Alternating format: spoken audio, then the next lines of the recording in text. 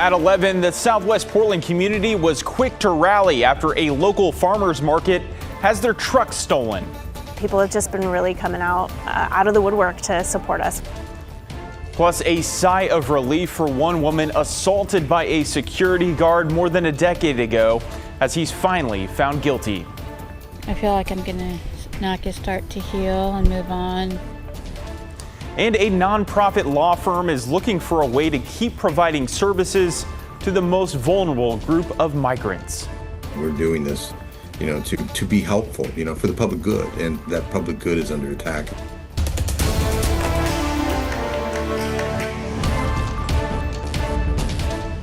Thanks so much for joining us here at 11. I'm John Adams. A Portland farmers market was left scrambling after its truck containing many critical supplies was stolen late last month. But thanks to an outpouring of community support, the market is making ends meet as it approaches its busy season. The Hillsdale Farmers Market was bustling on Sunday morning.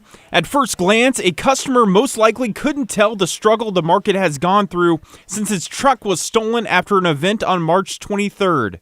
I pulled into the parking spot where the truck should be, and I just sat there, literally, and just, what do I do? Market manager Lacey Walden says the truck was recovered the next day, but was heavily damaged.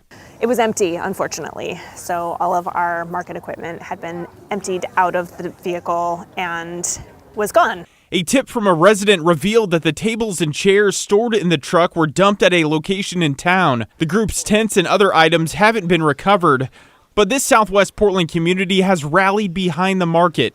With a fundraising goal of $15,000, they helped get 90% of that in just a week. Vendors have also stepped up to provide tents and other equipment to keep the market going. Our community has really shown up for us. It's been really incredible just seeing how quickly folks stepped up and how enthusiastically they're supporting this market. For now, the goal is to keep moving forward, with market managers making ends meet by using a U-Haul truck while their vehicle sits in a body shop. And by the looks of things, one of the area's only Sunday markets hasn't been slowed down by the setback. As you saw today, a lot of people showed up. We still have the market running. We haven't missed a beat. And an update now from Oregon's Department of Environmental Quality, or DEQ. The agency announced today its vehicle inspection stations are securely back online following a cyber attack that forced the department to shut down. The Medford station opens tomorrow morning at 8:30. And the Portland area stations will open for regular hours starting on Tuesday. The department can also send and receive emails once again. DEQ2 stations are not yet back online. Well, what a weekend. Sunny skies, gorgeous weather, but our forecast is going to feel even more like summer by tomorrow afternoon.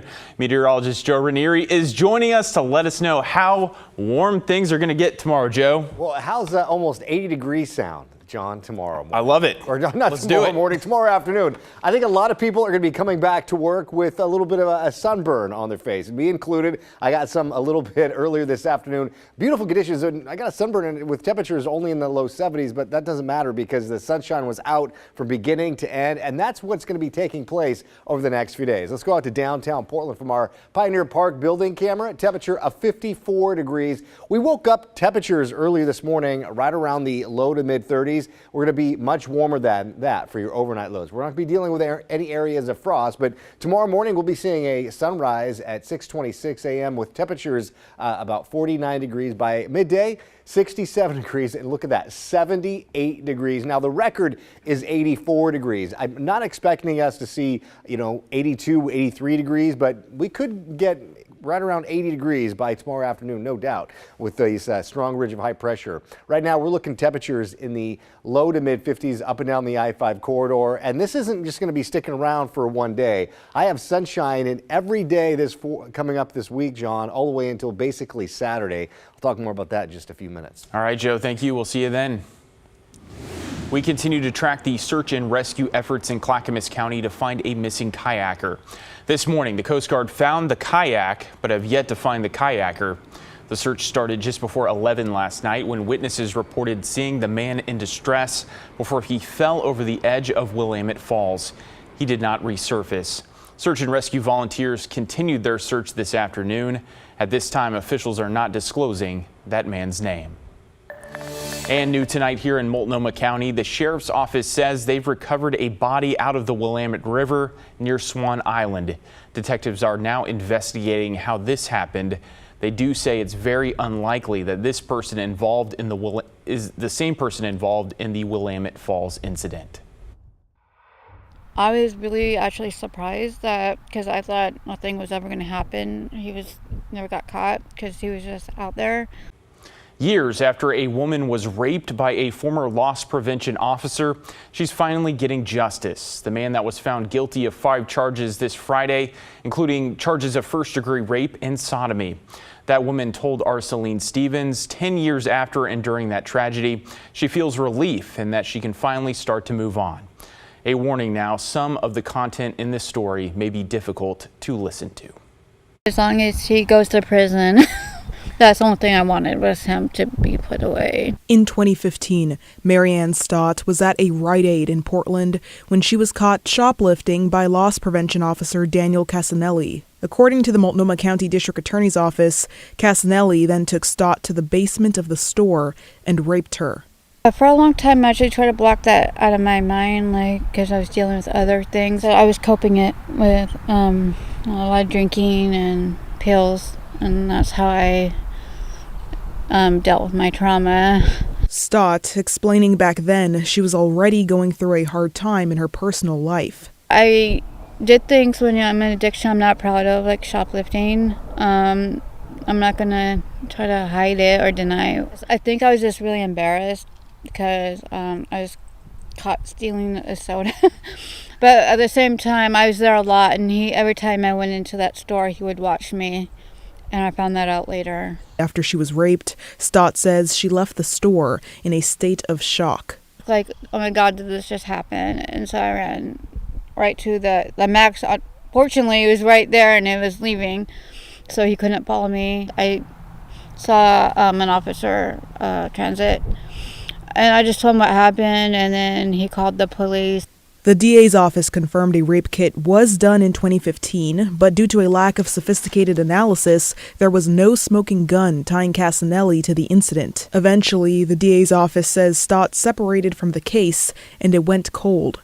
But in 2021, more money from the state became available to test untested rape kits and provided money to police to reach out to victims whose cases were never resolved. For a long time, I thought it was just never going to be brought up again. In October of that year, Stott's case was picked back up. At first I was shocked, and then I was like, I felt like, someone actually believed me, because I thought before they were just looking at me as another criminal. In 2022, Casanelli was arrested, but was then released on bail. In 2024, newer, more sophisticated analysis was done on the rape kit, and partial DNA was found, suggesting involvement from Casanelli. But finally on Friday, April 11th, he was found guilty of first-degree rape, 2 counts of first-degree sodomy, and 2 counts of second-degree sex abuse, and taken to jail. When I first heard guilty, you can hear me, I let out a huge, yes, or relief. And I was like, thank you, God. Stott says she has PTSD and will be in therapy for a while, but advises other victims of crimes like this to learn to love themselves again and stop blaming themselves for what happened. I know it's hard sometimes and you want to and just want it to go away. I would tell them just not to give up, that there are people out there who are trying to solve it. That was our Celine Stevens reporting. Casanelli will be sentenced on July the 11th. According to the DA's office, he will face a mandatory minimum of 100 months in prison. In Hillsborough, police arrested a man for attempted murder after a shooting outside of a grocery store.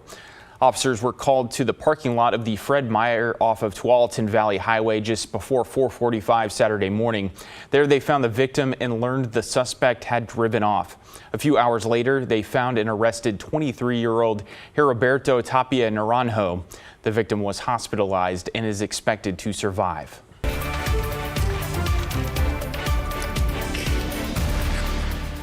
Oregon's U.S. senators are stepping up support for migrant children who cross into the U.S. without parents or guardians as the Trump administration cracks down on immigration and funding for groups that support migrants.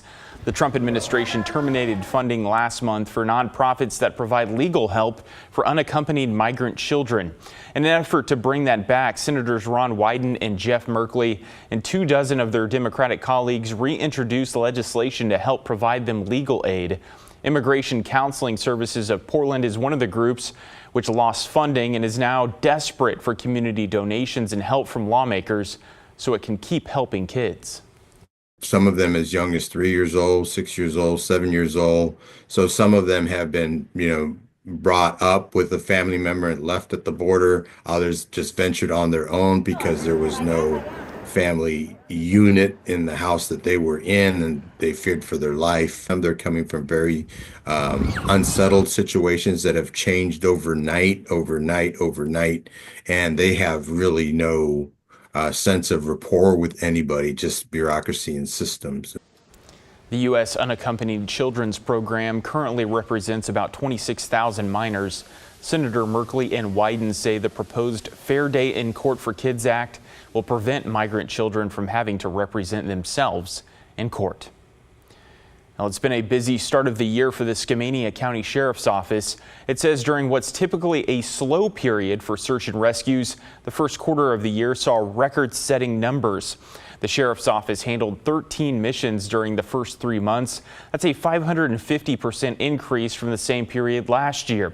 It includes mountain rescues, stuck drivers, and lost hikers, including one who needed help after consuming psilocybin mushrooms. The Sheriff's Office extended its gratitude to the volunteers who have helped along the way.